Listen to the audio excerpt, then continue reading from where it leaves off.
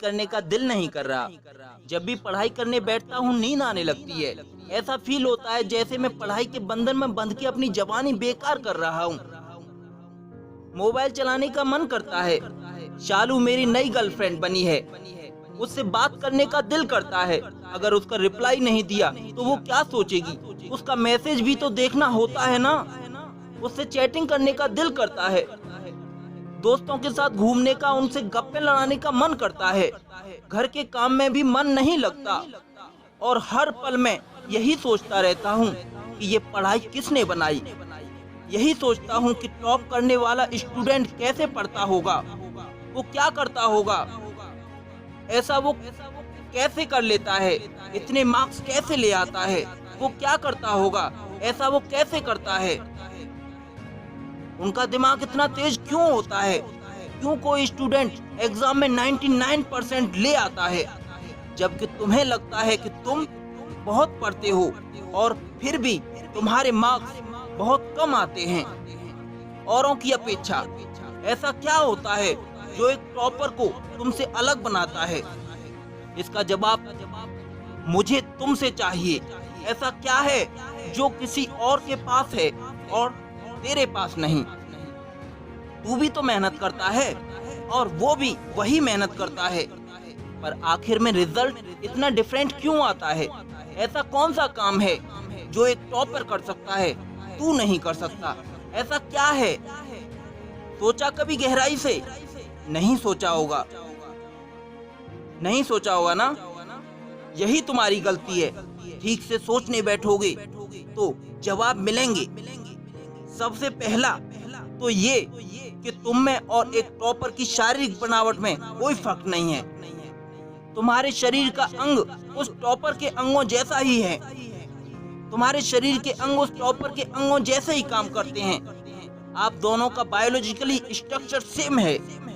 तुम्हारे हाथ पैर भी कार्य करते हैं और उसके भी तुम भी वही भोजन लेते हो जो एक टॉपर ग्रहण करता है। तुम्हारी आंखें भी हर किसी वस्तु व व्यक्ति में भेद बता सकती हैं और उसकी भी। तुम भी सोते हो और एक टॉपर भी सोता है। तुम भी मोबाइल यूज करते हो और एक टॉपर भी मोबाइल यूज करता है। उसके पास भी वही सिलेबस है, वही टाइम है, वही मौसम है, यहाँ तक कि वही ऑक्सीजन तुम लेते हो जो एक टॉपर लेता है। तो फिर फर्क किस चीज का है? किस लिए तुम उस टॉपर से कम मार्क्स लेकर आते हो? वो अंतर क्यों है?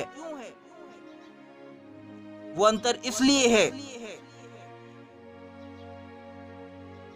उस टॉपर से कम मार्क्स पाते हो तो वो अंतर है टाइम और प्रायोरिटीज का, समय और प्राथमिकताओं का।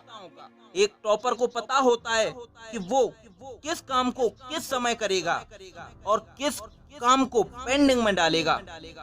यानी कि कहने का अर्थ यह है कि हमको कब किसको कितना टाइम देना है और किस चीज को टाइम नहीं देना है। जैसे कि मुझे पता है कि मोबाइल का यूज करने से मैं डिस्ट्रैक्ट हो जाऊंगा, तो मैं उस जरूरी काम को पहले निपटाऊंगा और फिर बाद में मोबाइल पर शालू और रिंकी को। टॉपर भी किसी न किसी से प्यार करते हैं। उनकी भी लाइफ में कोई लड़की या लड़का होता है, पर वो साथ में पढ़ाई को ज्यादा महत्व देते हैं और एक सही समय चुनते हैं। फ्री टाइम जिसमें वो आपस में कुछ लिमिटेड मिनट्स में ही बातें करते हैं, ना कि आपकी तरह एक बार बातें करने लग जाएं तो गई 2-4 घंटे की। आप तो ये सोचते हैं एग्जाम तो परसों है, अभी कल का पूरा दिन पड़ा है, तैयारी होती रहेगी। बस ऐसे ही लोग पीछे रह जाते हैं और फिर अन्य चीजों को जीवन में कोसते रहते हैं। दोस्त, एक बार ये समय निकल जाता है ना, तो ये वापस नहीं आने वाला। ये शालू, रिंकी और मोहिनी और शकीरा जीवन भर आगे मिलती ही रहेंगी। लड़कियां यहाँ थोड़ा स्मार्ट होती हैं लड़कों से। वो लड़कों जितनी लापरवाही नहीं दिखाती और लड़ाई में और पढ़ाई में भी, जॉब में भी जल्दी हाथ मार लेती हैं। मोबाइल के मैसेज बाद में भी चेक किए जा सकते हैं। कहीं कोई आग नहीं लग रही, तुम्हारे सपने सबसे पहले हैं जो कि तुमने अपने लिए देख रखे हैं। क्यों? तुम खुद ही अपने पैरों पर कुल्हाड़ी मारने की सोचते हो। थोड़ा सब्र करो, धैर्य रखो। अभी समय तुम्हारे कुछ बनने का है, ना ही बिगड़ने का। दूसरा क्या है जो टॉपर को तुमसे अलग बनाता है? ऐसी ही दूसरी बात क्या है जो टॉपर को तुमसे अलग करती है? तुम्हारा मकसद सिर्फ पढ़ना होता है, रटना होता है, कैसे भी करके मार्क्स लाना होता है। भले तुम्हें कोई सब्जेक्ट, कोई चैप्टर आए या ना आए, बस मार्क्स आ जाएं, बस तुम्हें मार्क्स अच्छे मिल जाएं।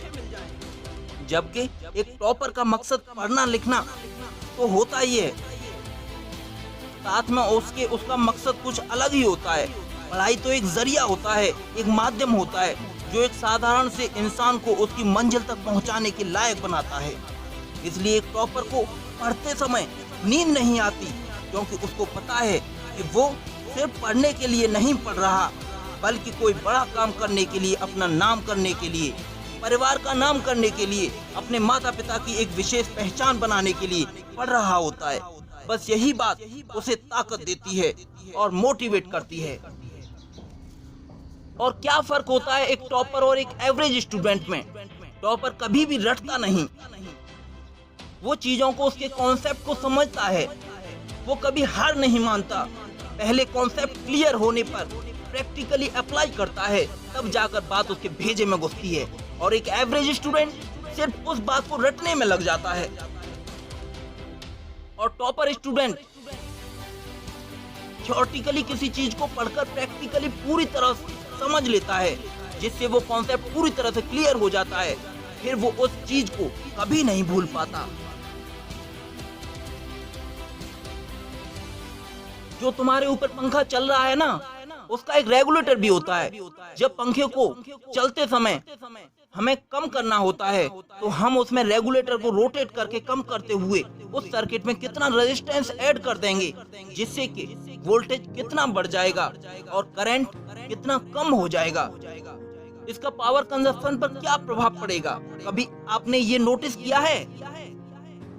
कभी अपनी कॉलोनियों में रखे हुए ट्रांसफॉर्मर्स को देखा है? वो बार बार क्यों उड़ जाते हैं? बार बार उनमें शॉर्ट सर्किट क्यों हो जाते हैं? क्या आपने ये जानने की कोशिश की? बस मोटी मोटी बात मुंह से सभी बोल देते हैं। ट्रांसफॉर्मर पर लोड ज्यादा था, उससे वो उड़ गया, लेकिन उसके और भी कारण हैं। किसी ने ये जानने की कोशिश की? नहीं। हमेशा ट्रांसफॉर्मर को खुले स्थान पर ही लगाएं। जब उसकी वाइंडिंग्स में लोड बढ़ने लगता है तो वो गर्म होकर मेल्ट हो जाती हैं। उन्हें पूरी तरह से कूलिंग सिस्टम नहीं मिल पाता। छोटे आकार के ट्रांसफॉर्मर्स में टैंक के इर्द गिर्द एयर वेंट होती हैं, वायु नलिकाएं बोलते हैं जिन्हें, जो कि उसे हवा से ठंडा करती हैं। और आप ट्रांसफॉर्मर्स को कॉलोनी की किसी बंद एरिया में, किसी बंद गलियों में, किसी बंद जगहों में रख देते हैं, जिससे कि उन्हें पर्याप्त एयर कूलिंग नहीं मिल पाता। और जैसे ही लोड बढ़ता है, ट्रांसफॉर्मर्स की बाइंडिंग हीट हो जाती हैं और वो जल जाती हैं। ट्रांसफॉर्मर के बार बार फूकने का दूसरा कारण भी हो सकता है, ट्रांसफॉर्मर में उपयोग होने वाले कूलेंट में मॉइस्चर की मात्रा बढ़ जाती है, जिससे कि उसके इंसुलेशन पर इफेक्ट पड़ता है, बाइंडिंग इंसुलेशन पर इफेक्ट पड़ता है, जिससे कि ट्रांसफॉर्मर बाइंडिंग का इंसुलेशन प्रभावित हो जाता है। आपने कभी बिजली कर्मचारियों को बोला, भाई यहाँ ऑयल मॉइस्चर पकड़ लेता है, ये नमी वाला एरिया है, इसका ब्रीथर प्रॉपर लगाकर जाइए, या कंजर्वेटर से ऑयल की ट्रांसफॉर्मर टैंक में सप्लाई कुछ अच्छे से चेक करके जाइए। कभी आपने घर की ट्यूबलाइटों की पावर को काउंट किया है कि वो एक दिन में कितनी यूनिट बिजली की खपत करती हैं? पंखा कितने वॉट लेता है? फ्रिज कितने वॉट लेते हैं? अगर आप ये सब जान जाओगे तो एग्जाम में सिंपल से न्यूमेरिकल्स प्रॉब्लम्स को आसानी से सॉल्व कर पाओगे। यही फर्क है एक एवरेज और एक प्रॉपर स्टूडेंट में, जो कि जिंदगी के किसी खास मकसद के लिए पढ़ता है, लगन से पढ़ता है, क्योंकि रटा हुआ ज्ञान तो अगली क्लास में जाते ही गायब हो जाएगा, लेकिन सीखा हुआ कॉन्सेप्ट जिंदगी में बहुत बार काम आता है। वो तो आप चाहकर भी नहीं भूल सकते, जो एक बार आपके दिमाग में घुस गया। और एक बात याद रखना, हर वो रात जिसकी नींद तुमने पढ़ाई के लिए बलिदान कर दी है, वो अपना कर्ज जरूर चुकाएगी। भले ही आज काम ना आए, कल काम ना आए, पर एक दिन जिंदगी के किसी भी मोड़ पर वो तुम्हारे जरूर काम आने वाली है। किसी भी क्षेत्र का अनुभव कभी बेकार नहीं जाता, बशर्ते आपने लगन से मेहनत की हो। मेरे दोस्त, थोड़ा धैर्य रखो, अपनी मेहनत पर विश्वास रखो। तुम देखोगे तुम्हारी मेहनत एक दिन जरूर रंग लाएगी। मेहनत करने वालों की कभी हार नहीं होती। लहरों से डरने वालों की नैया कभी पार नहीं होती। मेहनत करने वालों की कभी हार नहीं होती।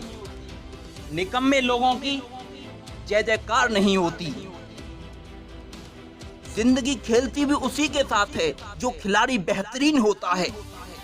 दर्द सबके एक जैसे होते हैं, मगर हौसले सभी के अलग अलग होते हैं। कोई हताश होके निखर जाता है तो कोई संघर्ष करके बिखर जाता है, तो कोई संघर्ष करके निखर जाता है।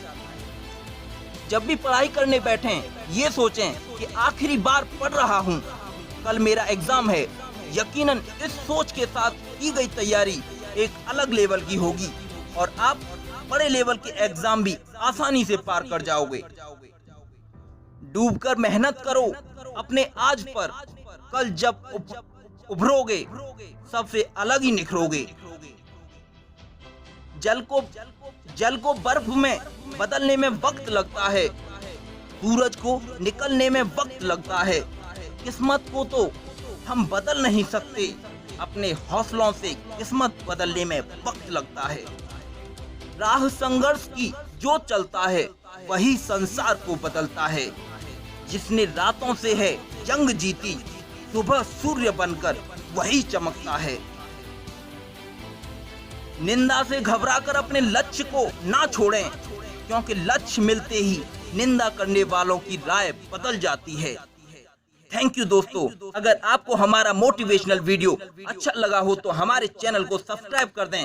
हो सके तो वीडियो को अपने मित्रों में तथा अपने परिवार में शेयर करें और बेल आइकन को प्रेस कर दें, जिससे कि हमारे आने वाले वीडियो आपको लगातार मिल सकें। चलते रहिए कदम से कदम मिलाकर देश और दुनिया के साथ। वंदे मातरम। जय हिंद।